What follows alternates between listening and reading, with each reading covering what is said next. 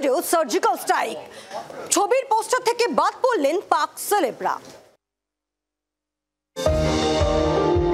একটা সময় পাকিস্তানি শিল্পীদের জন্য বলিউডে ছিল অবারিত দ্বার। ওয়াঘা সীমান্তের ওপার থেকে একের পর এক তারকা এসে কাজ করে গিয়েছেন এপারে। মাহিরা খান, ফাওয়াদ খান, মাওরা হুকেনে। এরপরই আসে বিভীষিকার সেই দিন, 22শে এপ্রিল, পেহেলগাঁও হামলা। নির্মমভাবে 26 জন পর্যটককে হত্যা।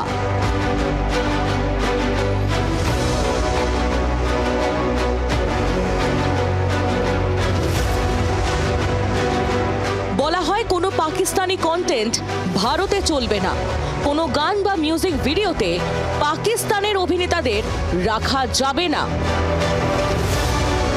এরপরই একের পর এক বলিউড প্রজেক্ট থেকে ছেঁটে ফেলা হয় পাক শিল্পীদের। ভারতে আটকে দেওয়া হয় ফাওয়াদ খান, বানি কাপুরের অভিনীত আবির গুলালের মুক্তি। এরপর পালা মাওরা হুকেনের।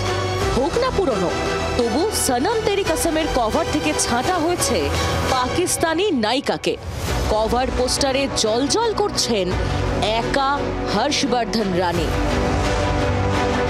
স্পটিফাই ও ইউটিউবের অ্যালবাম কভার থেকেও মাওরাকে পুরোপুরি মুছে দেওয়া হয়েছে। শাহরুখ ও মাহিরা খানের রোমান্টিক গান জালিমা। রইস ছবির এই জনপ্রিয় গানের কভারে আর কোথাও নেই মাহিরার চিহ্ন। সব জায়গায় একা শাহরুখ। অপারেশন সিঁদুরকে কাপুরুষোচিত পদক্ষেপ বলেছিলেন ফাওয়াদ খান, মাহিরা খানরা। তারই পাল্টা জবাব দিচ্ছে ভারত। কোনো ছাড়াছাড়ি নেই। ব্যুরো রিপোর্ট, জি 24 ঘন্টা।